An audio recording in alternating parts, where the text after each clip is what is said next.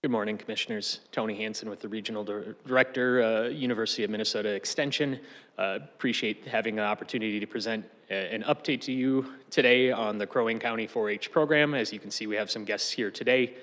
And so with that, I'll just turn it over to our very skilled and talented 4-H youth development educator, Sashana O'Shea, who will introduce our other guests.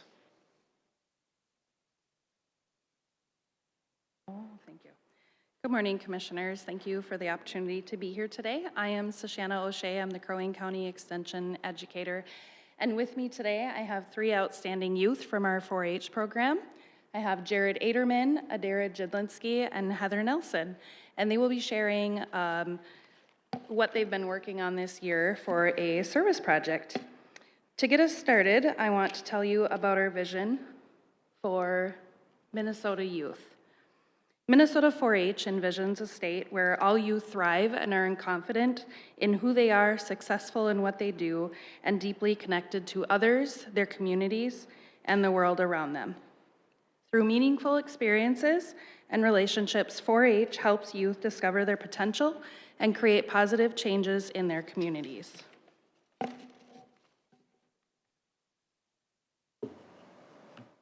The Minnesota 4-H Youth Development Program focuses on three key goals.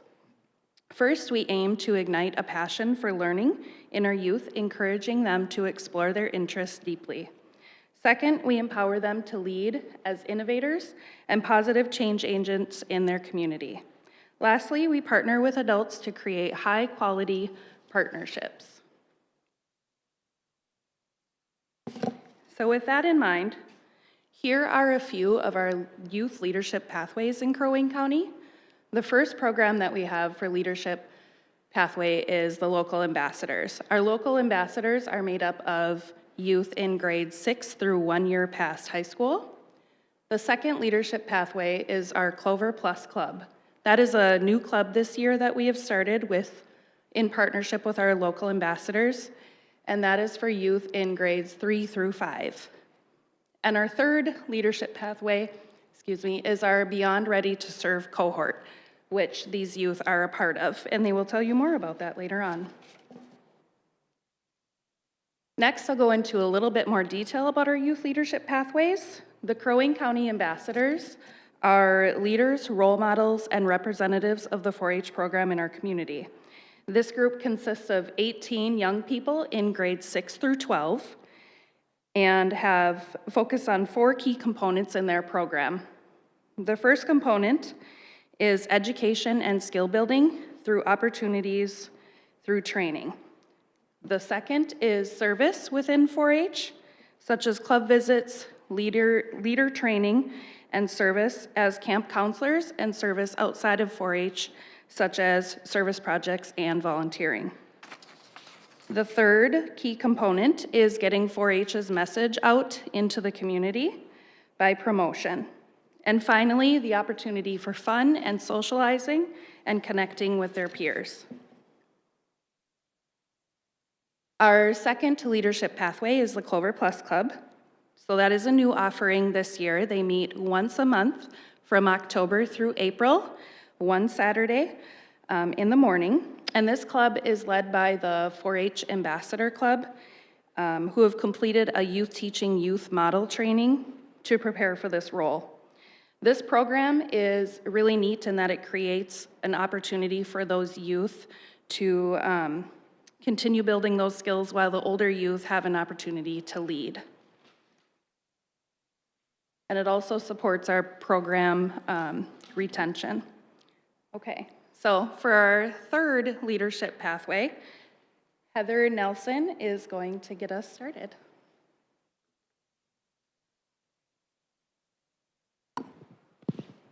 Hello, Commissioners. Thank you for having us. I'm Heather, and this is Adara and Jared, and we are part of the Beyond Ready to Serve cohort. Since October, we've been working with 9 other youth from 4 other counties to learn about service learning, and today we're here to share our project. Hi, I'm Adara, and at the beginning of our cohort, I was nervous and excited to meet all the other youth. but I learned how to get along with everyone. I was able to input my ideas and mix everyone's ideas too to make our project. During the times together, we used the IPARD framework, which stands for Investigation, Plan and Prepare, Action, Reflection, and Demonstration. I am Jared. We spent time investigating the needs in our communities. We surveyed our peers at a 4-H regional leadership event, heard from field experts, and did our own research on the topic of mental health and well-being. One thing that stood out to me was that I didn't know how many people were actually struggling with mental health. My best friend actually struggles with mental health issues after he lost his dad to mental health struggles. Because we all had personal experiences or knew someone personally who struggled with mental health, our group decided to launch a social media campaign to bring awareness to loneliness and mental health. Our campaign will be featured on the Facebook and Instagram pages in all the 4-H, Northeast, and Northwest region counties from May 18th to 29th, which complements National Mental Health Awareness Month. We've created a series of 8 videos that show a short skit provides awareness on the topics of loneliness and mental health, and gives us simple ideas for the audience to support the people around them. On our next slide, we'll share more about our project.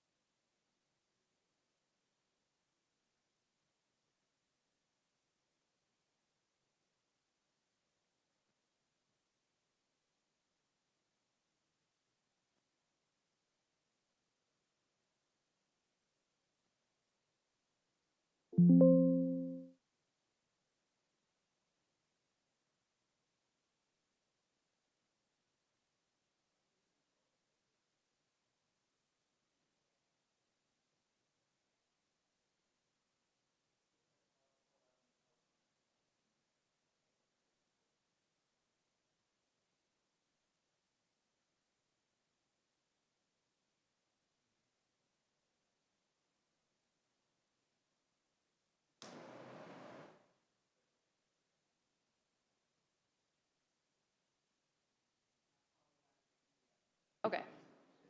Sorry about that.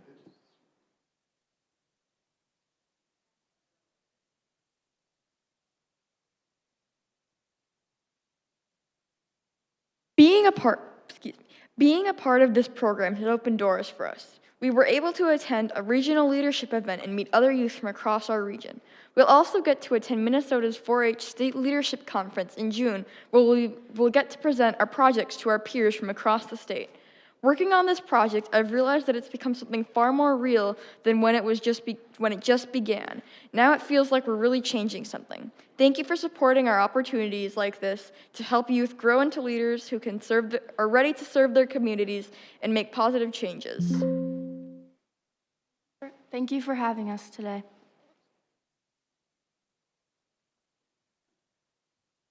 Thank you so much. Thank you for your time today. Thank you. Good job, kids. Thank you. Does anyone have any questions for them? I'll just say good luck at the state convention. Is that what it is? Did I understand that right? And you'll be presenting there? Good for you guys. Stand up proud. Thank you.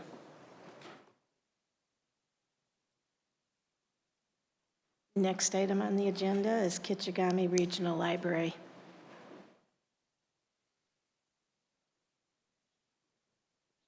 Hello. So, Good morning, and thank you for your time today to hear about the Kichigami Regional Library System and its impact in Crow Wing County. My name is April Ristow, and I am the branch manager of the Brainerd Public Library. Who we are. Kichigami Regional Library System is one of the 12 regional library systems in Minnesota. We serve a 5-county area of Beltrami, Cass, Crow Wing, Hubbard, and Wadena. We have 9 physical locations, and we have a bookmobile that services 4 out of the 5 counties. We also have 2 associate libraries. We do have 34% of our population that has library cards, and we think that's pretty awesome. This is actually just a quick visualization of Kichigami as a whole. So you see all of our 5 counties, you see the 9 associate libraries that are with them, and then you see our delivery schedule and our mobile schedule as well. We do have our 2 associate libraries here in Crow Wing County, which I'll talk a little bit about later. Kichigami's mission is to enhance the quality of life by providing access to library resources and services that meet residents' varied and continually evolving needs. We like to say we empower libraries to enrich their communities, and then we have 5 values, which include public trust, diversity, inclusion, innovation, access, and excellence. So that's kind of who we are in Kichigami, and this is what we do. So last year, these are our service stats for all of Kichigami as a whole. You can see here the amount of circulations that we had, the amount of visitors that we had, the number of items that are currently physically in our collection, which is about 247,000. And then we also have our ebooks and audiobooks, which is through our Hoopla and cloud library services. Through those, you can download, like I said, ebooks and audiobooks, but also magazines, movies, music. So lots of good stuff. So we had about 168,000 circulations out of that. There's our users as a whole, and then our Wi-Fi sessions. So we do have a lot of people that come in and utilize our Wi-Fi. So how do we do it in Kichigami? Well, we do it because we have programs, we have resources, we have facilities, and we have amazing staff.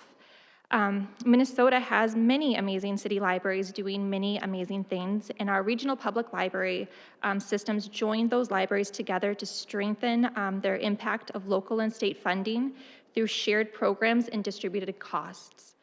Together, we can do more, and so that's why we spend less public funds than if we did it alone. So that is Kichigami as general. So now I'm going to talk about my location, which is the Brainerd Public Library. Brainerd Public Library is funded by 3 funding partners. So we have Crow Wing County, we have the city of Brainerd, and then we have Kichigami.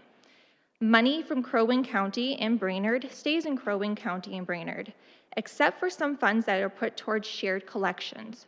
We do have Wonder Books and large print shared collections that go throughout our whole system. We also have those e-resources that I talked about a little bit earlier that are also shared throughout our system. Of course, we do have some regional administrative costs as well, technical services and things of that nature. So this is what we did back in 2025 with those funds. So in 2025, we had 22,000 registered users. Of those users, 11,000 of them have, when we register for a library card, with your identification, it does tell which township and which city that you're from. So 11,000 of those are from Crow Wing townships.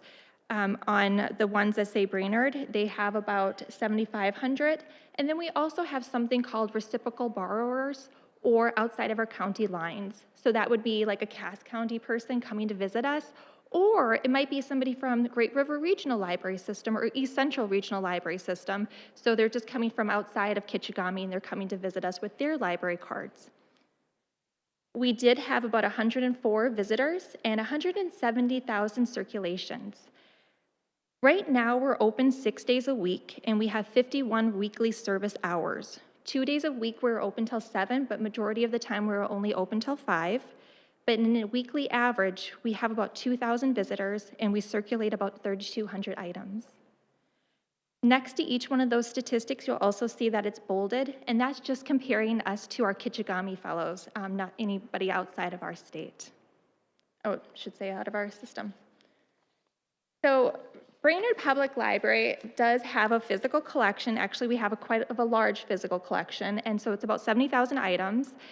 Those items are not just books and DVDs, though. We also have Tony's, Wonder Books, tabletop games, memory kits, educational toys, so it's just not more than the books and the DVDs. We also have a separate reference desk for our patrons to be able to use and ask for assistance. You see there that we account for about 38% of the regional total with reference. So we do a lot of technical assistance, meeting room reservations, reader's advisory, anything of that nature that a patron would like to come up and ask us. We also have, of course, our public computers, our wireless sessions, and then about 3,800 residents used us for their free meeting rooms. So we do have those free meeting rooms available for all residents. With our programming, we do programming for people of all ages, and those programmings include story times, author visits, book clubs, musicians, art classes, as well as educational courses. We also have a reading dog named Mojo that the kids can register for a time, and they can read to a dog for a little bit to gain those reading skills. So those are all what we would call is just our regular programming. We also do special programming that would be done through partnerships or via the Friends of the Library, and those accounted for about 38 with almost 1,500 attendees. The main thing about this screen, though, is that you do not need a library card to do anything that I just mentioned. So you do not need a library card to use the library, to attend a program, to access our Wi-Fi, to utilize our meeting rooms, or to use our public computers. Those are all free for anybody that walks in. So outside of our programming, we have something very special happening in the next couple of weeks. It's actually our bread and butter for the year, and that is the summer reading program. The summer reading program is a huge thing that happens every year in June and July, and it's for ages 0 to 18, and it's to help to prevent the summer slide. And so last year, our theme was Level Up at Your Library, and students or families could choose a challenge. And then when they met that challenge, they got to get little prizes. So we had 333 participants registered, 182 that completed those challenges, and then you see the amount of minutes read. And the really great thing about Brainerd Public Library is that when we award books. So we do give out pencils and bookmarks and all those great things for our students to keep them reading throughout the summer, but we actually do give out physical books as well. And so that is really kind of a fun thing. All of these statistics are for us as the Brainerd Public Library branch, but we also provide many other services to Crow Wing County. And that is through our mobile libraries. So our mobile library helps to provide local library services to communities who cannot provide their own local library, or to residents who can't travel outside of other cities to cities like Brainerd to access a library. So in 2025, we had Nisswa, Bay Lake, and Garrison, and you see the circulated items from all of those locations. And we also have a partnership with our 2 associate libraries, and those are in Pequot Lakes and Cross Lake. For those particular libraries, I contacted the managers to see if they would share their statistics with me.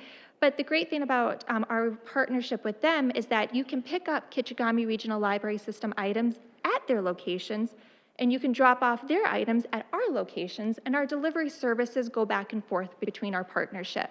So it is a really great honor of ours to be able to be associated with them. We, of course, also for easy access have our e-library for online materials that I talked about a little bit, and we also provide something called interlibrary loan. Interlibrary loan means that Kichigami doesn't own that material, but maybe another library outside of ours does, and we can request those for our patrons to get. It's really into that concept that with less we can, well, together we can do more. So if we don't have something, perhaps another library in Minnesota does. So looking at our service stats and what we did in the last year, Brainerd always likes to see where we can grow and what we can do in the future. And so we do have some initiatives for 2026, and those include expanding our presence through the community and going to where the community gathers. With those partnerships, one of them that we just started is with the shop. We have a youth services librarian that goes out there every month, and he does programs with the teens where the teens gather. So we're looking at those types of partnerships for the future. We are also hoping to expand and promote our two new things, well, technologies, is the Hublet and the Biblioteca lockers. The Hublet stations you can actually see at the top of the PowerPoint. And what they are is computers that people can do video conferencing calls.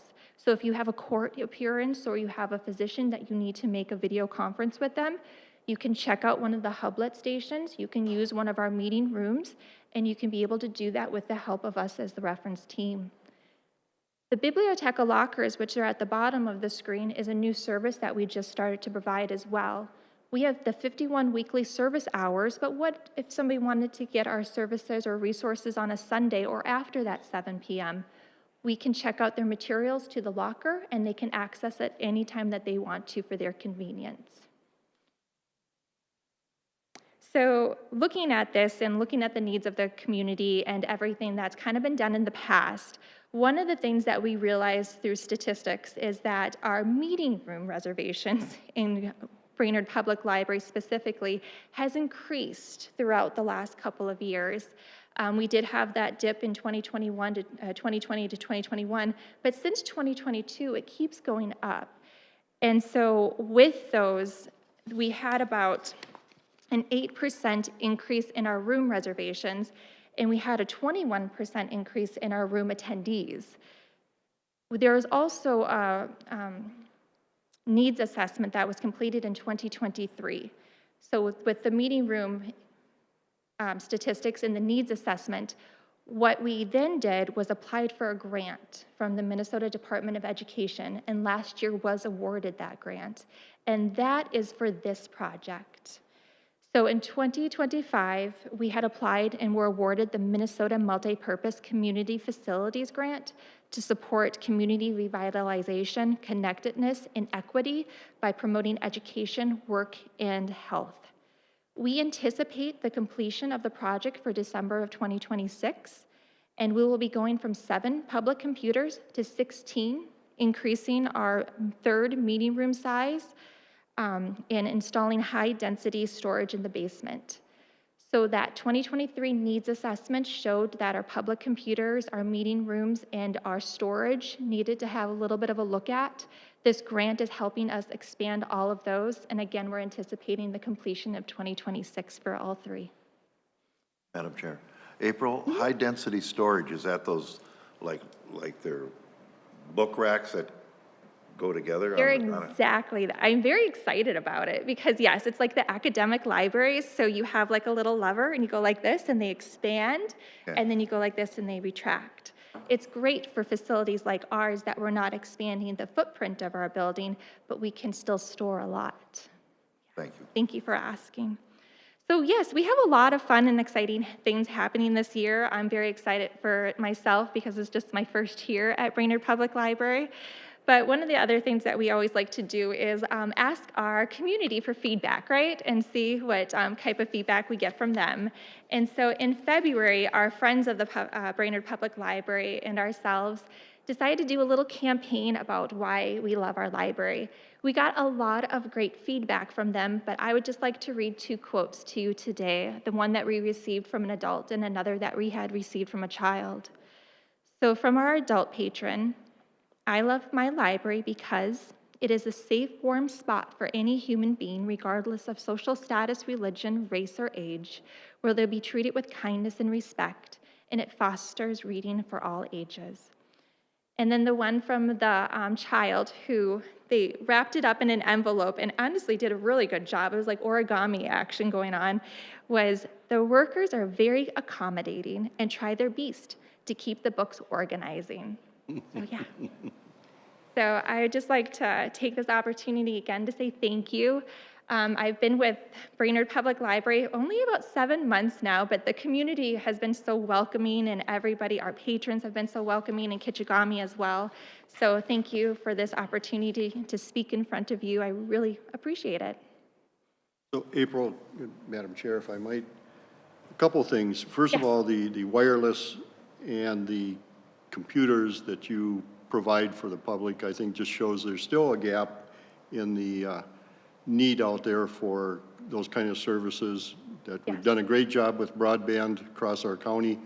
in partnership with many of the service providers, but there's still a gap there, and some of it's based on financial situation and that. So thank you very much for doing that. The other point I wanted to make was, I know as a board member at Sourcewell, we have an initiative of all third graders reading at grade level by 2035. And if you've contacted them, you have your summer reading program.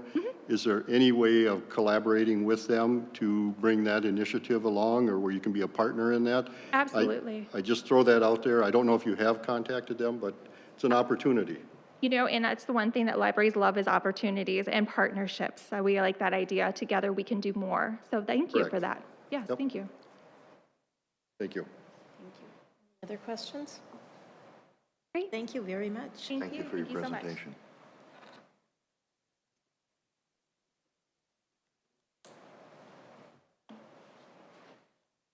Good morning.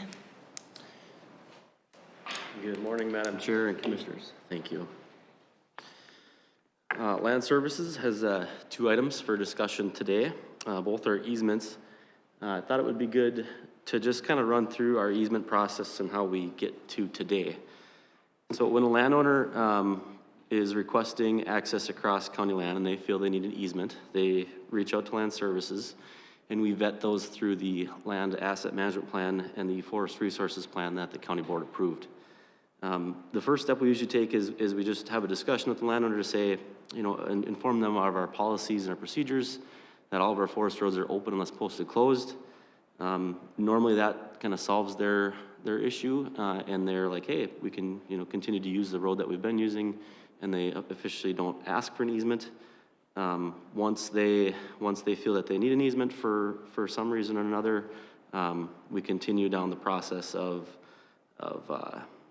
coming before Committee of the Whole to talk about the easement request, where we present the easement, and the landowner can talk about it as well. If the county board feels that it is a reasonable request, they go back and they complete the survey work and they draft the easement, and then that comes back to you for approval at a regular county board meeting. Unless there's any questions, the first easement request is from Kurt and Samantha Chenier. Land Services was contacted by Irondale Township last month concerning a driveway that was constructed on county administered lands. The county property PID 710600542 is located adjacent to property owned by Kurt and Samantha Chenier, PID 710600541, off of South Black Bear Road, Irondale Township. Staff had investigated and found that a newly constructed driveway was on county lands and contacted the adjoining landowners, the Cheniers. Staff spoke with Mr. Chenier, who believed he had originally located the driveway on his property. And after we discussed those, you know, particulars with the Land Asset Management Plan, Mr. Chenier wanted to proceed with asking the county board for an easement. We did give him some options about locating that onto his private property, but there's some difficulties there with that the box in yellow there. That is a large wetland. So Mr. Chenier's property does border a township road, the South Black Bear Road, but because of this wetland, there is not, you know, reasonable access from the township road onto his property without filling in a large extent of wetlands. According to the Land Asset Management Policy, you know, we do believe there is no reasonable alternative to obtain an access on their property, and we believe that exercising easement will not cause significant adverse environmental or natural resources impacts. Tom, what about, if you look where the E is, it almost looks like there's a trail there or something going up. Is that wouldn't be an option to go up to the township road? Just, are you, like right here, are you referring No, to? where it says wetland area, if you look where the E and the T are. That's a different property. This, oh yeah, so this would be the neighboring property? Oh, that's not their property? Correct, they own, just this 20 here. Oh, okay. Yep. Yep, so the request is a little bit abnormal in the fact that, you know, they believe they were on their own property and they did construct a driveway already. They have since stopped using that, and that's why they're here asking for the easement so they can continue to improve that driveway and get legal access to their property. But anybody at any point, if somebody's sitting there parked on that white part there, anybody can sit there. It's on county land and it's on that driveway. I mean, the Cheniers can't say he can't use our access, right? Correct. Yep, that's one thing that will be listed in the easement. They can't pave the easement. They can't put up a gate to block the easement. They can put a gate up on their own property to block the road going in, but the easement does not preclude anybody else from using the tax forfeited land.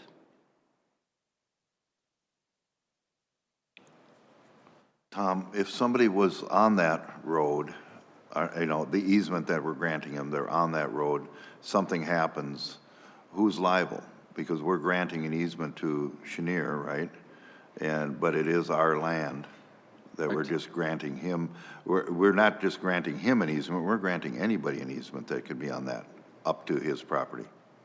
The easement would be to the property, and I'm not an attorney. That I will let the county attorney answer who's liable for that. It depends on what it is. I can't answer that question. But I guess we would have that no matter where we have a forest road, a forest trail, because it's all public. Mm-hmm. So this still remains public. We're just allowing. Yes, we're allowing him to construct a driveway across and have legal access to his property. Okay. So if Well, I would just say that I will support this, but I will say that I don't like all these easements coming forward and in essence kind of putting a perpetual easement on the taxpayers' land. I guess I don't like it, but I guess there's no other way for them to access their property. I mean, do they live there? I believe Mr. Chenier's in the audience, if you'd like to hear from him. Yeah. No, it's raw land. There's no structure. It's just raw vacant land that I purchased last November. And, So when at the time when we looked at it, we didn't have a survey, and it looked like there was a sliver of access where the yellow line is right below the 31 there, that we would be able to access it, and then kind of found out the hard way that was not the case.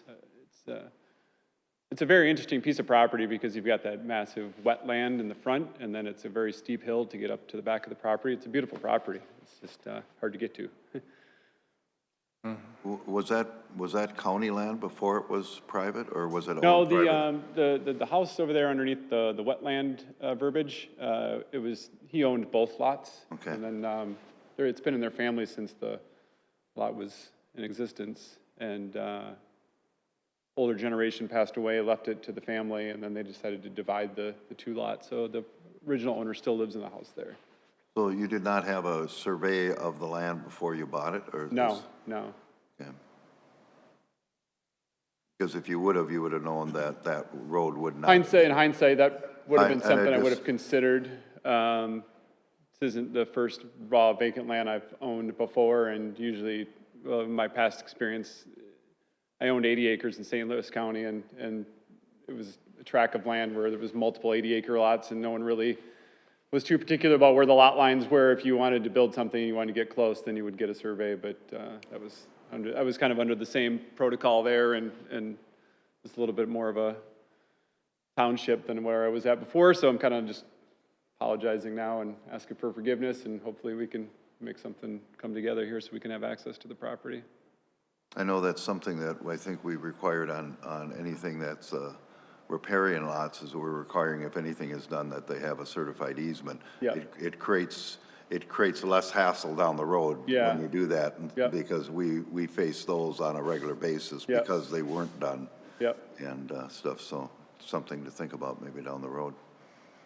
So, for sure. Okay, that's all I had. Thank you for being here. Madam Chair? Do you have any other? So I've got, I'm not opposed to the easement, but to me, it kind of falls in, you always hear that it's easier to ask for forgiveness than permission. And this is kind of worrisome to me, as far as, what's the next person that wants access to their property? They can just go in and put in a road on their own and then come back and ask for forgiveness, and we just randomly grant it. is there any repercussions for coming in after the fact? I'm sorry, could I just say one more thing too? I did, when I did purchase the land, I did reach out to Irondale Township and requested a permit for a driveway. And at that time, he said just to go ahead and start clearing a path to get through, and then when you're ready to put in a drainage pipe, and I called the wrong person. Apparently, I did make an attempt, so it wasn't like I just cowboyed into it. I did try, spoke to somebody, and got a phone number, and sent him my address. I sent him this form. This is the copy of it. So it wasn't like I just completely ignored all government together. So I did try. I should have. Mr. Strack here was the person that really needed to call, and I called the township and not the county, and that was probably where I sometimes when you have these jurisdictions, you don't know if it's state, county, or local jurisdiction to call, and clearly I probably should have called all three. So my apologies. Right. So Commissioner, if I can help answer that question. So if the circumstances were different here where when we looked at the land asset management policy and Mr. Schneer had a different access that was off of county land, we would make them remove the driveway and we wouldn't be requesting this today to the county board. So that's one way that we deter that, right? If the circumstances were different, but because there is that large wetland and he doesn't have an alternative other than the go through county land, that's kind of why we're here today. The other thing to point out is normally the fees for the easement are set based off the acreage that they encumber the county land, and we run that through the county assessor to determine that value. There is also, it's the county board's decision on what they want to charge for an easement, right? You have the ability to say yes, no, and what that value is. That's another way that this can be deterred. Okay, thank you. That's all I've got. I would just reiterate that I'll support this, but I don't necessarily like all these easements coming forward, but I can see the need for this one, I guess. So, Madam Chair, does this go on consent then? If you are all okay with it going on consent, yes, it would be on the consent agenda. Please speak to that. Yep. All right. Thank you. Thank you. Thank you. Appreciate your time. Thank you for showing up, sir. That makes a lot of difference. My pleasure. When I first started to speak with Mr. Strack about this meeting, I was like, I'd really like to be there. I'd like to meet all of you. I'm not from this community and looking to be part of it, and just wanted to get a chance to meet you all in person. So I appreciate the opportunity. Thank you, Kurt. Sure.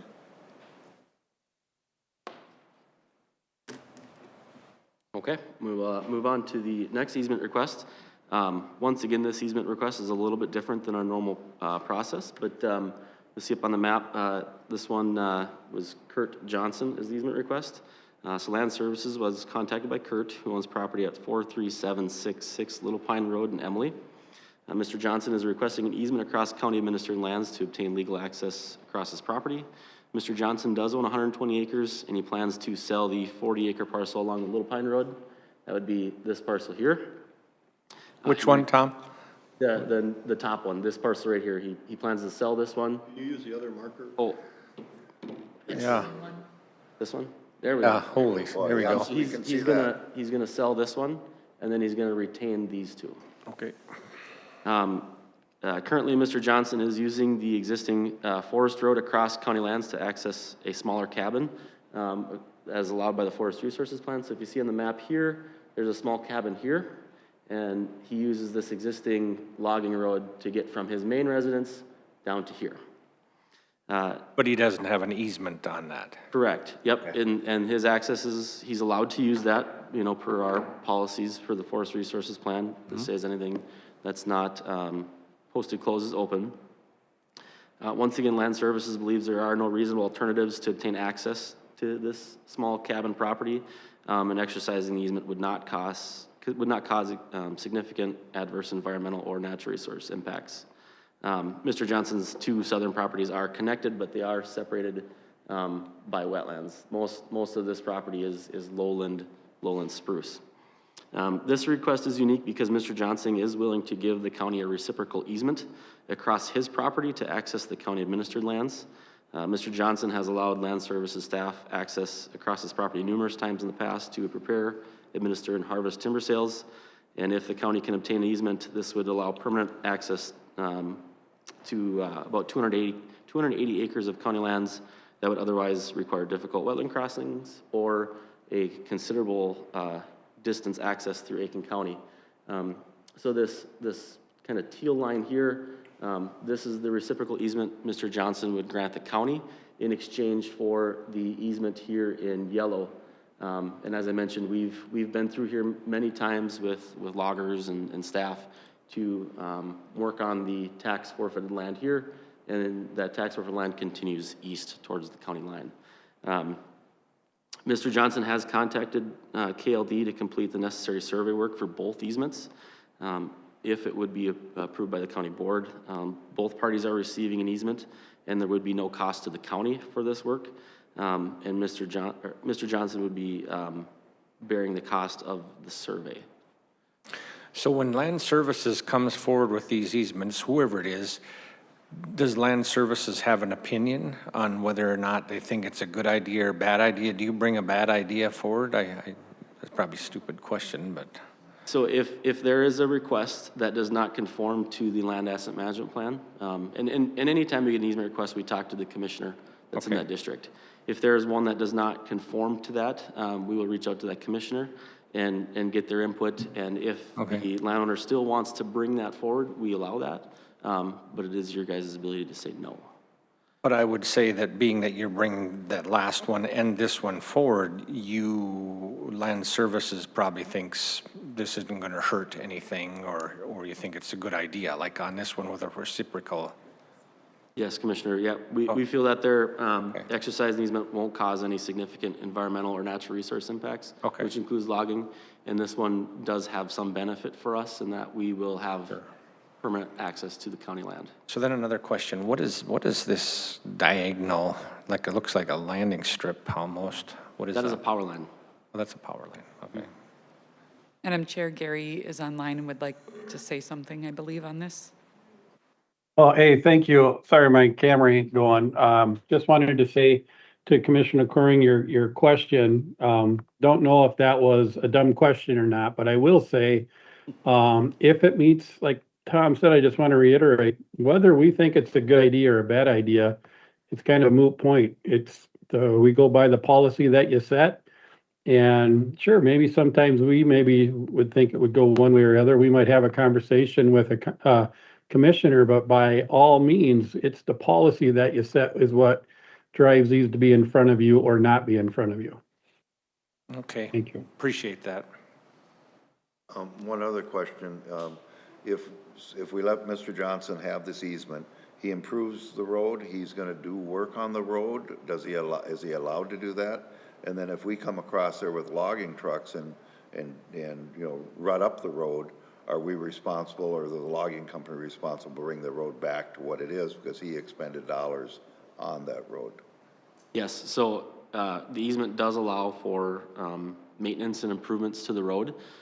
In this particular situation, this ground is a wetter ground, so we're only in there in the wintertime, but it is part of every logging contract that we have that the logger is responsible for fixing that road up to as good or better condition than they found it. No matter who had originally fixed it up, like in this case here, if he fixed that road, brought in some gravel on that road, he did that on his own expense. We allowed him to do that on our property.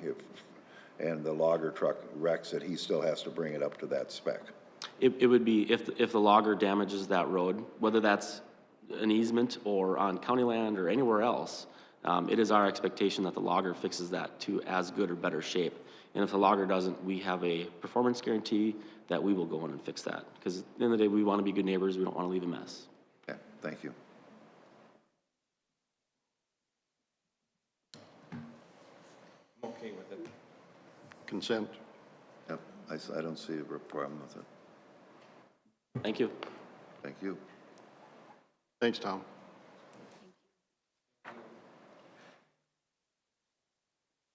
Now we're down to Karateri.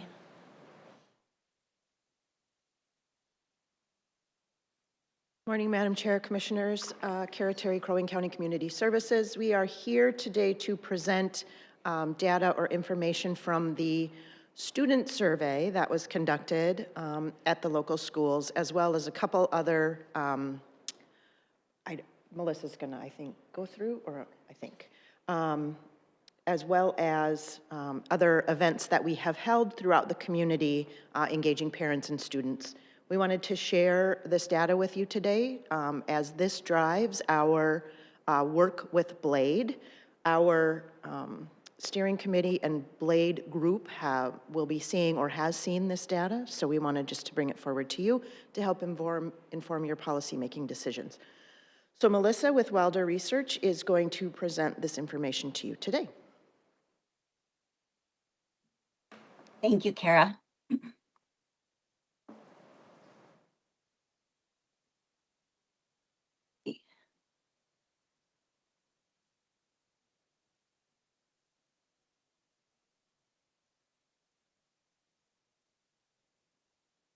Okay, can everyone see my slide deck? Yes. Okay, wonderful. Thank you so much, Madam Chair and Commissioners. Thank you for this opportunity to present some of the data that the Brainerd Lakes Area Drug Education Coalition is using. BLADE is currently funded through a federal grant called the Drug-Free Community Grant. And data are so important. They were used to justify the need for funding for BLADE to prevent and reduce youth substance use. We use the data to guide decision-making on which substances to address and what factors are associated with increased use of substances. The data are also invaluable for evaluating efforts to see if the things that BLADE is doing to prevent substance use are working, and then also to justify the need for additional types of funding for substance use prevention. So as Kara mentioned, I'm going to be sharing data from the 2025 Minnesota Student Survey, as well as trend data. Data from the Know the Truth survey, which is a curriculum that BLADE implements in schools, and then some data from community events. I wanted to give a big shout out to anyone in the room who encouraged school districts in their area to participate in the survey. The data are so valuable. In 2025, you can see there were 52 8th graders from Crow Wing County, 45 9th graders, and 247 11th graders from the county who participated in the survey. And part of the reason for the big discrepancy in numbers between 11th grade and 8th and 9th is that the Brainerd School District only surveyed 11th graders. So most of the MSS data that I'll be sharing today are for 11th graders. I also wanted to note that while the data I'm sharing today are primarily related to substance use, which is BLADE's focus, there's also a host of great questions on the survey. So young people are asked if they participate in after-school activities like 4-H. They're asked if through participation in those activities, they build meaningful connections with peers and adults and learn leadership skills. They're also asked where they typically go after school in a week, and one of the response options is libraries. So building on a couple of those earlier presentations, we can get a lot of great information from the survey. I cannot make that same connection with easements. So a little bit about the student survey. Oh, I'm sorry. Yeah, we're just going to dive right into the data. So this is taking a look at trend data from 2019 through 2025. And these are 11th graders reporting past 30-day alcohol use. That orange line is statewide data for Minnesota, and you can see that alcohol use has continued to decline from 2019 to 2025, from 23% down to 10%.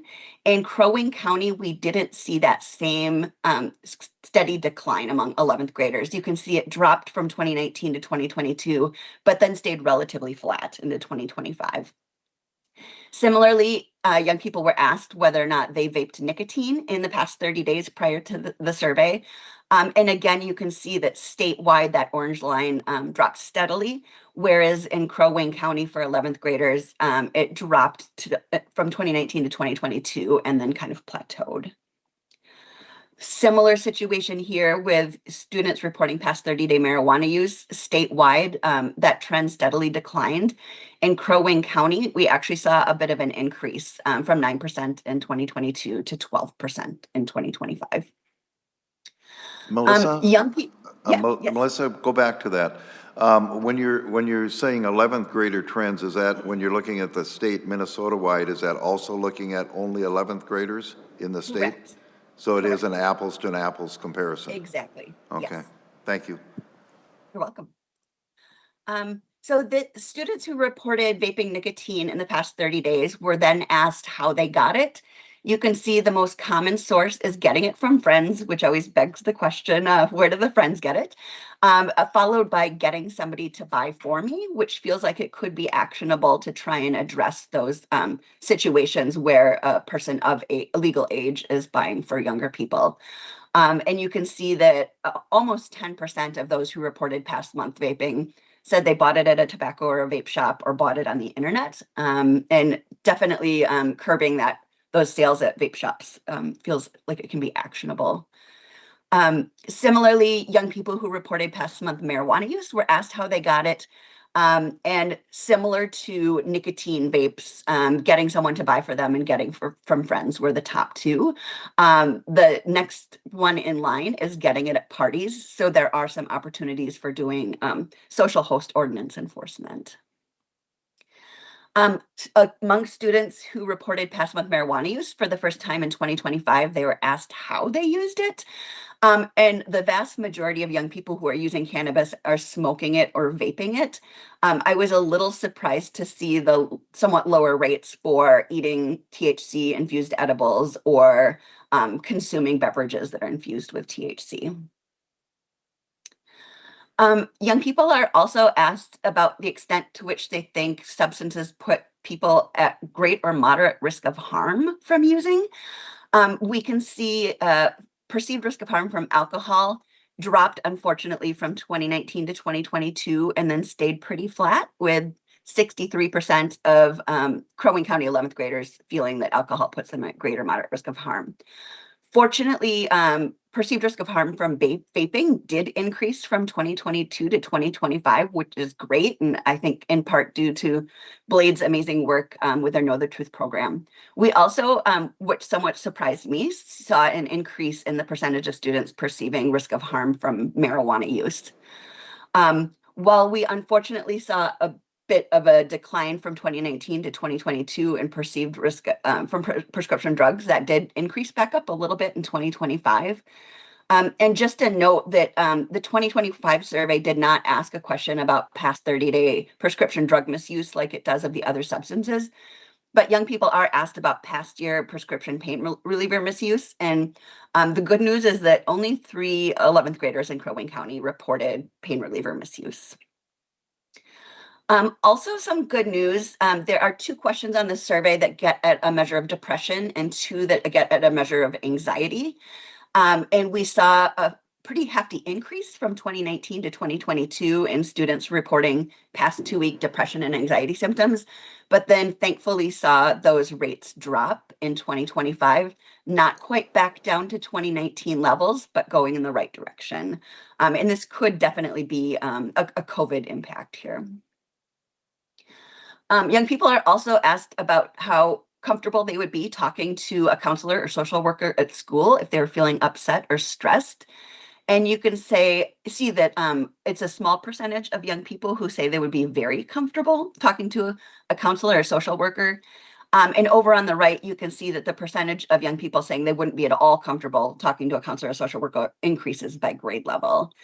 So I would be curious to know if the 4-H students learned anything about what might be a barrier to seeking that help. Also new to the 2025 survey, young people were asked about their use of the screen time or technology. So playing video games, watching videos, texting, or using social media on a school night between midnight and 5 a.m.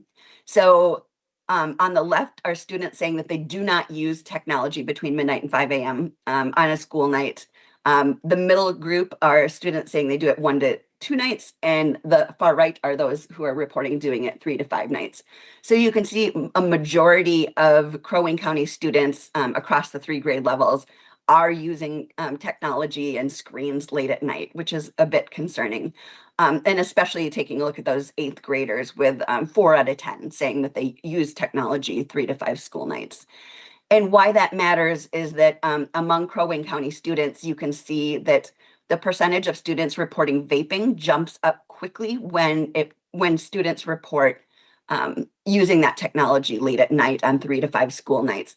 You can also see a big jump in the percentage of students reporting anxiety if they're on screens at night. Not quite the same pattern that we see in Crow Wing County for the association between late night screen time and marijuana and depression. At state level data, we do see a steady decline across all of these. Also, there's some great data on the survey on protective factors. So young people who are engaged in learning, they go to class prepared, they pay attention in class, and they think that what they're learning is important, are 2 times less likely to say that they vaped in the past month. Those who have 1 or more trusted adults they can talk to about problems are also 2 times less likely to vape and almost 2 times less likely to report cannabis use. We see even more protection among young people who feel a greater sense of empowerment. So students who get to help make decisions and are given useful roles and responsibilities through programs like 4-H. And then young people who have a positive sense of identity and self were over 3 times less likely to report vaping. I also wanted to share a bit of data from some other sources. As I mentioned, Blade goes into schools in Crow Wing County and delivers a Know the Truth curriculum. In the 2025-2026 school year, the Know the Truth curriculum reached 9th graders in both Brainerd and Crosby and Ironton. The vast majority of students who completed the survey after the curriculum reported no past month use. They were least likely to perceive risk of harm from alcohol. They were asked, young people who reported not using, what their top reasons were. And the top 3 in both school districts were feeling that their parents would disapprove, concern about health risks, and concern about the potential for addiction. They're also asked a couple of open-ended questions. So what is their big key takeaway? And the top themes that we saw were that substance use is risky, that concern that it can lead to addiction, and just the importance young people shared of encouraging others to seek help and just being aware of the resources that are out there in the community and in the county. And in terms of recommendations for how Know the Truth could be improved, they wanted to hear more about what the recovery process looks like for people who are struggling with substance use disorder, and a bit more of the impact of substance use disorder on family relationships. Especially young people, noting if they have a household member or a family member who has struggled with substance use and the impact it's had on them. We also did some polls at community events. These included the recent Brainerd Lakes Expo, Warrior Days at Brainerd High School, and Central Lakes College Health Fair. So adults through this poll were asked, how do you show up for young people in your life? And young people were asked, how do adults show up for you, or how do you want them to show up? And these themes are in order from most frequently mentioned to least, and these cut across the 3 events. These were the top themes across all of the events. So the first one is just the importance of spending time together and really being present. And what these examples looked like were attending young people's events, whether those are concerts or sporting events, and doing fun activities together like games and puzzles, and really putting the phone down. The next most common theme was showing love and expressing encouragement, letting young people know that you're proud of them, praising them, and then just being very kind to them, being neighborly, saying hello and calling them by name. The third most common theme was really listening with respect. The word really was stressed a lot. Listening without judgment, and again, putting the phone down was a common theme that we saw. The next most common themes were holding young people accountable and setting a good example. And these came from both youth and adults. Young people said, adults in my life correct me when I'm doing something wrong. They provide guidance, and they set a good example by making healthy choices. And they're just predictable and reliable and there for me. Young people also, screen time came up again, knew that adults were showing up for them if they communicated expectations about limiting screen time. Mostly young people talked about how adults show up for them by providing care, and food was very frequently mentioned by young people. And then the next most common themes were adults volunteering and mentoring for young people, providing a safe space, and then trusting young people to make good decisions. We also did a survey at the 2025 Recovery Walk. 3 out of the 4 people who took the survey are themselves in recovery. 1 in 3 were supporting friends and family, whether or not they themselves were in recovery. And about a quarter of survey respondents were there for work or volunteering, or just to generally support Crow Wing County's recovery community.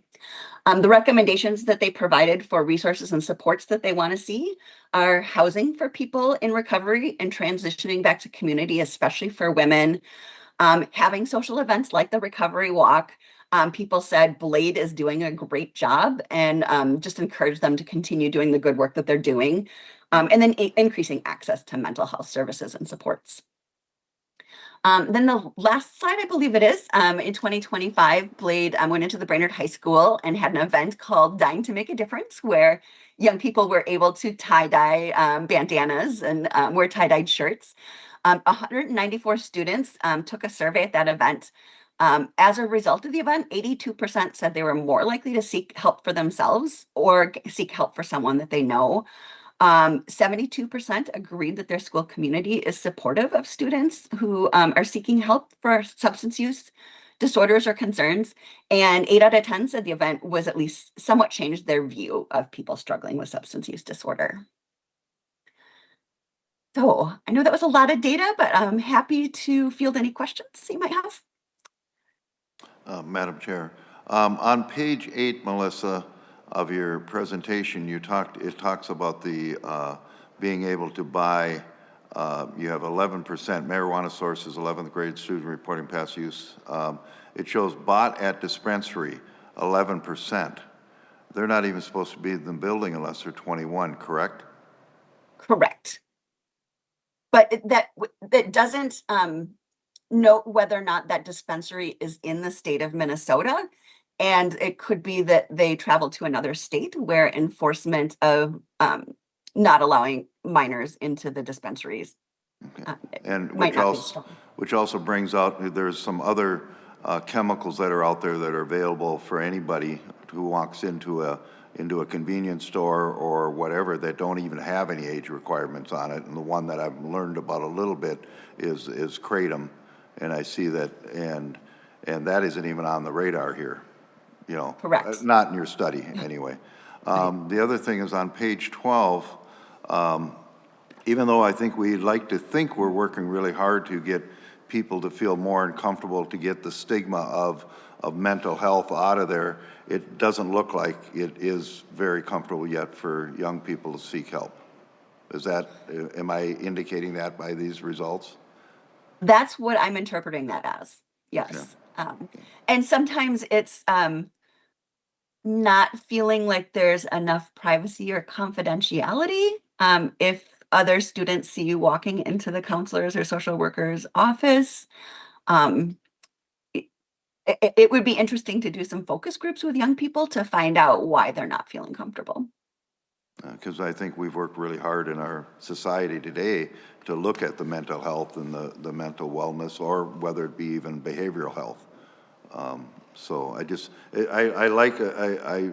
will always ask on these studies, where are the numbers coming from? I don't want to see a report that has the numbers skewed because somebody wants to create an agenda. I like getting numbers, and so I'll always ask, where does the source come from? How accurate is that source? So we have good data to make our decisions from. So thank you for the report. That's all I have. And what makes me feel confident in the numbers is that we see similar low rates of students saying they feel very comfortable statewide. And I see it in all the other drug-free community grantees that I work with. Okay, thank you. Question for you. Did all 87 of the counties report? No, not all 87 counties have data. And then within counties, districts can choose to participate or not participate. Parents can opt their students out, and then students can opt themselves out. So there are counties that I work with that don't have any data from 2025. Okay. So that would skew that Minnesota number lower then, correct? Yes, that's something that we think a lot about. Historically, we had 90+% districts participating, and that has really been declining. It dropped to 70% of districts in the state in 2022, then down to 61% in 2025. In 2022, people were concerned about metro data because Minneapolis and St. Paul didn't participate. In 2025, people are concerned about greater Minnesota data because that's where we really saw a drop in participation. And the state's Minnesota Student Survey interagency team is thinking that moving forward, they might have to start weighting the data to make sure that it is representative. Okay. And do you happen to know why Brainerd wouldn't have done the surveys in their 8th and 9th grade? Or excuse me, 9th and 10th grade? They only did it in 11th? Kara, do you know why the school board settled on just 11th grade? We'll have to go back and watch the meetings specifically. That's fine. I What just we thought had if you knew off the concluded top is of your that that they felt uncomfortable sharing those kind of questions with the younger students, feeling that they might be suggesting things to do as opposed to asking about, are you already doing it? Okay. Thank you. Any other questions? Thank you so much, Melissa. Appreciate your time. Thank you. Thank you. Thank you.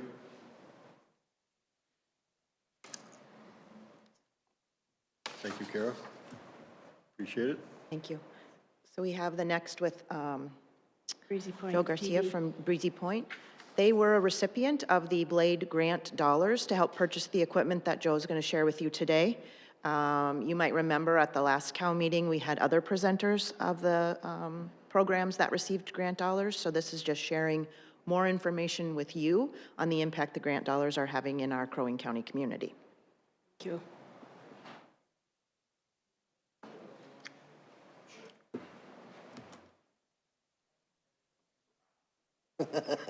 You're bringing up your suitcase there, Joe. That's only one. That's only one of his suitcases. Do we need it for anybody up here yet, or not? I hope not. Okay. It's ready to go, though. Madam Chair, Commissioners, I appreciate you giving me the time to update you on this program. What this is, Breezy Point, a lot of people already know the City of Breezy Point Police Department is unique in that we operate an advanced life support EMS program with some of our patrol officers. We have 2 paramedics and 1 advanced EMT, and we are also in the process of training 2 more emergency medical technicians. This is our newest piece of life-saving equipment. This project was made possible because of the Crow Wing County Commission, the Blade Grant, and in partnership with the City of Breezy Point. The total cost of this unit is $53,000. Of that, $20,000 was generously granted to us by Blade and the Commission. And the reason why this program matters is pretty simple. When you get out in greater Minnesota, out in the smaller communities in Crow Wing County, minutes matter. We continue to see an increase in medical emergencies throughout the county, and sometimes with that comes increase in ambulance response times. The benefit of putting this and other equipment like it in the hands of police officers is we are generally the first ones on the scene. Where this comes into play with opioid dollars is, even though in the state of Minnesota we deploy Narcan or naloxone to all police officers, we're seeing an increase in synthetic drugs and other analogs, drugs containing fentanyl, carfentanil, xylazine, and other combinations, which can be resistant to naloxone, and advanced care can mean the difference between life or death in that situation. This is a LifePak 35. It's made by Stryker. It provides advanced cardiac monitoring. It can do the same 12-lead EKGs that you get in the hospital. It does end-tidal carbon dioxide monitoring, which can tell us the effectiveness of the ventilations we're delivering. It also integrates seamlessly with the AEDs that are carried by all of our law enforcement officers in the county. They all carry an AED that is made by Stryker as well, so it's just a matter of plug and play with that. This also, we've seen an increase in the deployment of Lucas devices, which are automatic CPR devices. In law enforcement, Breezy Point has 4 of those units. Brainerd, I believe, has 1 or 2, and many of the local fire departments also have those units. The thing with this technology is it has what's called CPR Insight, so we don't have to stop CPR to evaluate the underlying cardiac rhythm, because every time you stop CPR, you're restarting the clock. So the longer you can keep compressions continuous, the better. Since the deployment, we've used this on 30 patients in the field, and while we haven't yet treated a confirmed opioid overdose, it's already become an important operational tool that addresses not just overdoses, but a wide range of medical emergencies. One of the unique things about this is it records everything. So not voice or video, but it records everything that is done on the monitor. So I can go back, and our physician medical director can go back after these calls and watch the whole play out of the call on the screen, which is really important for post-incident review and quality assurance, making sure we're doing the right things with the right stuff at the right time. More broadly, I believe that our program, and specifically our advanced monitoring capabilities that we can do with this piece of equipment, reflects the evolving role of law enforcement in the county, responding to a wide range of emergencies, whether it's emergencies dealing with people in crisis, substance use disorder, or the increase in emergency medical calls that we're seeing. The program is fully deployed now. We have one of these units. It replaced a legacy unit, which, like I said earlier, is bigger and heavier and less capable than this one. Moving forward, we're going to continue collecting operational data and evaluating, hopefully if resources allow, deployment of additional units of this type. Again, I want to thank Crow Wing County, I want to thank Blade, and also the city of Breezy Point for supporting this initiative. I think it shows how we can find unique solutions to the problems we're facing with limited resources and increasing demands. So I will stand for any questions. Joe, how many of those are in the county right now? These? Yep. 1. Right there. Yep, okay. Right there. How long have you been an officer in Breezy Point? I've been with Breezy Point 22 years now. How many life-saving awards has America given out in Breezy Point? I don't know. I mean, it's more than... It's more than 1 a year, I can tell you, since I've been there. So, you know, I know when I was doing the research on this, just over the past, I don't remember, I think I went back 5 years, we had over 10 life-saving awards given just in those 10 years. Thank you. Joe, can you just explain, like, I learn by example. Yeah. And so. You want me to hook you up? No. Let's hook them up. Let's do it right. I don't mean that, but I'm just saying if somebody's having like a fentanyl overdose, you get there, and so is their heart stopped? And then you hook that thing up to them, or I guess I don't understand how it works. The syndrome or the sequelae or the constellation of things that happens when you overdose on fentanyl, what it does is it suppresses your respiratory drive.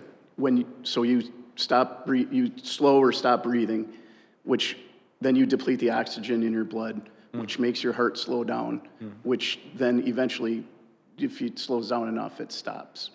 The goal in in overdose care should be this, first is to establish an airway, provide that person oxygen, and then hopefully with using medication, reverse the effects of the opioid.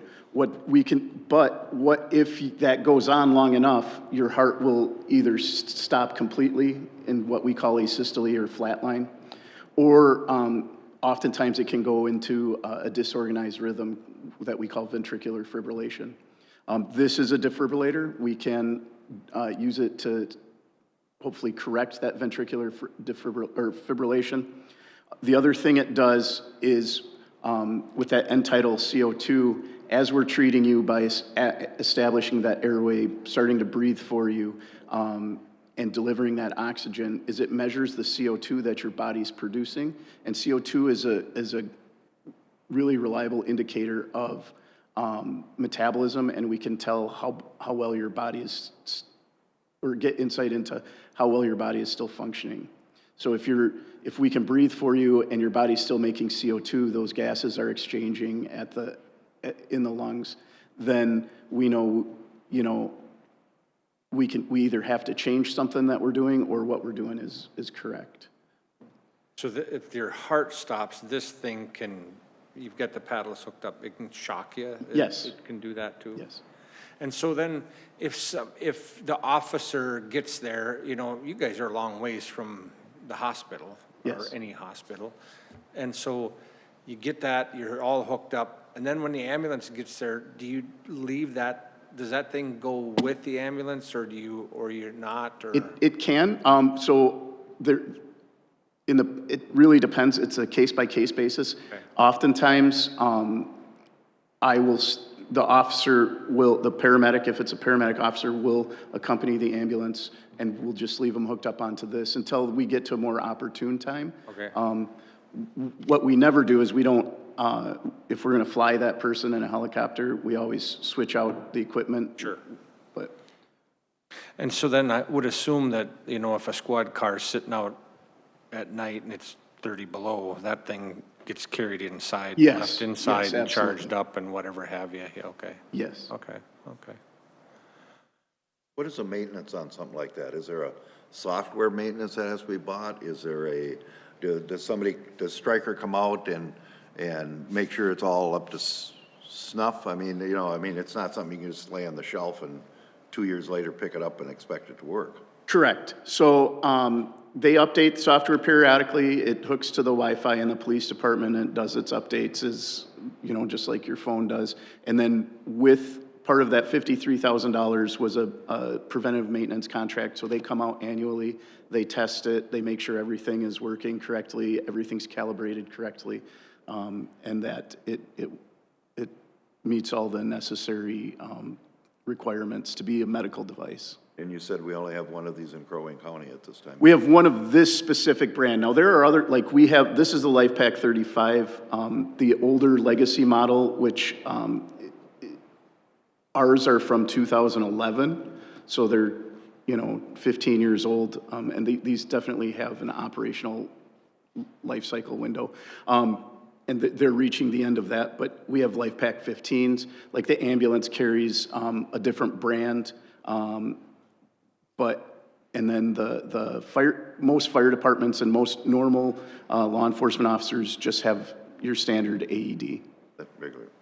One of the big things this does, it does 12 lead EKGs. So some of our biggest success stories are the identifying life-threatening cardiac conditions before their heart does stop. So we can activate the hospital system or a helicopter to get a person with a life-threatening cardiac condition to a cath lab really early. So, Madam Chair, if I might. So Joe, have you presented this anywhere else outside of Crow Wing County? No. Have you presented it to other police departments? Yeah, so we periodically, so the program itself, the EMS program itself has been recognized previously. It was recognized by the Humphrey School of Public Administration as a local government program of innovation. It was recognized by the Minnesota Chiefs of Police. And then in the winter of 2024, a representative of the Northern Ireland Police Service came over. He was doing a fellowship in their police college and studied our program with the ambitions of taking something similar back over to Northern Ireland. So have you, so you're going to see where I'm going with this. Being on the board at Sourcewell again. Sure. And it sounds like I'm repeating myself, but you know, they offer grants under public safety, and I would think this would fit very well under that, but you have to have a larger impact than one police department. Sure. So presenting it, and you'd have to have the support of other police departments, other county sheriff's departments to approach receiving a grant for that, and more than one grant, because they would all be potentially. Amy Pekarsky is one of my top contacts on my email, so I'm hounding her all the time for different grants and things like that, and I agree. And I have data to show that even though this program is run out of one police department, that it does have wider ranging effects, and I'd be more than happy to sit down with any administrator to kind of talk out the nuances of starting this. It is no small feat. I can tell you in 2000, well, it took a couple years to get it started. Our program's been running for about 20 years now. It started early 2006, maybe late 2005. And it was no small feat for, at the time, Chief Steve Rudek to get this program started. And it's in its kind of second iteration now. We used to have to, our officers who were part of the program used to have to hold part-time employment with North Memorial Ambulance, which has its benefits, but it also has its drawbacks, because you guys all know you are all busy adding just one more part-time job with time requirements and stuff like that, on top of your full-time job as a police officer, plus continuing education as a police officer, continuing education as a paramedic, and then having to work a part-time job, can get cumbersome, and it can deter people from other police officers from being interested in joining the program. So again, I see this as a great opportunity. I will be at Sourcewell this afternoon, and I don't know if I'll see Amy, but I will see Paul Drange. Yeah. And that's her boss. Yep. And I will bring up the opportunity that I think should be given to you to present on behalf of other agencies around our 5-county area. So sure. I'll just acknowledge that I will carry the water for that. I appreciate push it, them Commissioner. for that. So Sounds like another part-time job for you, Joe. yeah. So no other questions. Madam Chair. How many paramedics, or how many agencies have paramedics now? Now in the state of Minnesota? Just in Crow Wing County? 0, other than us, 1. Point? Okay. Well, I guess I should say there is a paramedic who works for Pequot Lakes, but they don't have a program like ours. They don't have a medical director. He can't practice as a paramedic. Okay. Do you know how many agencies have EMTs? I would say several. I mean, I think that's more common. I know the sheriff's office has a couple EMTs, and some other smaller agencies have some, yeah. Okay.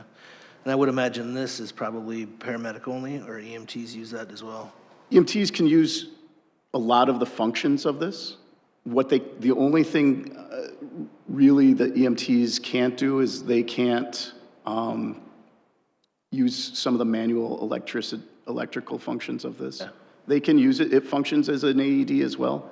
They can set up and run the 12-lead EKGs, and they can do the end tidal monitoring and things like that.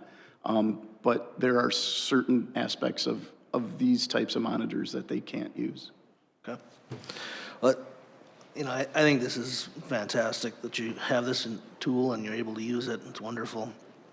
I think back to when we were working, and when I left, we didn't even have AEDs in the squad cars. I think you were actually, you personally were the only one that I remember even having an AED at that time in a squad car. So it's amazing that there's so many of those out in the community, and we're getting a lot more life-saving tools in law enforcement's hands, because they're there long before a lot of people or anybody else can get there. So I remember a specific call when I came upon a car up on County Road 1 that had a heart attack going on, and turned out I had 2 heart attacks going on at the same time, and you were the first one there with me, and AD would have been nice before you got there, so. Yeah. And that was when you were just with North at the time, I think, so.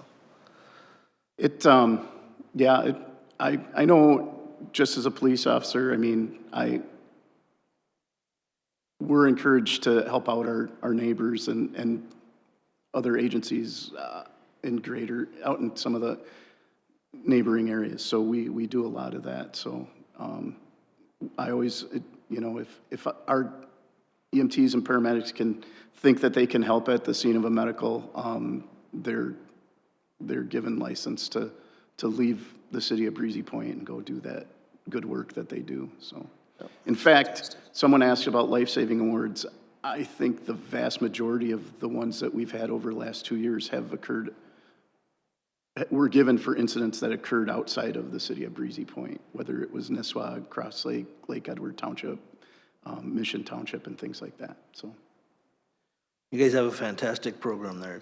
You guys should be proud of what you've accomplished there, so. Yep. Not but for the support of our city, our residents, and the people of the greater community. So, thank you. Very much. I guess we're adjourned. Thank you. 10:27.